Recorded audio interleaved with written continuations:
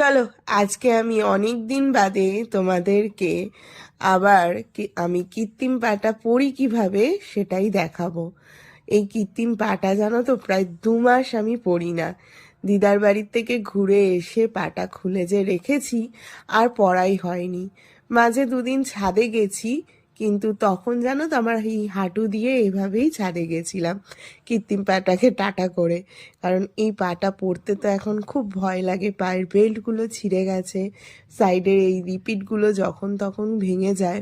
ওই জন্য পরে যে হাঁটবো রাস্তায়, খুলে পড়ে যেতে পারি মুখ থুবড়ে।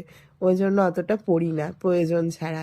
আজকে যেমন প্রয়োজন, আজকে আমার চিকু সোনার বার্থডে, তো সেখানে যাব। আমার পুচকু ভাইপো, তো বাপের বাড়ি যেতে গেলে তো আমাকে কৃত্রিম পাটা পরতেই হবে, অনেকটা দূর আছে, ওখানে তো আর হাঁটু দিয়ে ওইভাবে যেতে পারবো না।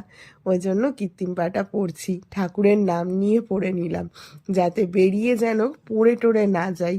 পড়ে গেলে একদম আমার অবস্থাই ঠান্ডায় পুরো খারাপ হয়ে যাবে। আর প্রচণ্ড ঠান্ডা পড়েছে, ওই জন্য সোয়েটার পরে নিচ্ছি।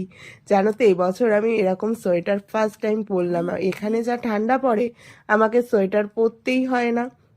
এটাই ভাবছি এবছর কি ঠান্ডা না পড়েছে। তো চলো এখন যাই। তোমাদের ভিডিওটা কেমন লাগলো অবশ্যই কমেন্ট করে জানিও কিন্তু।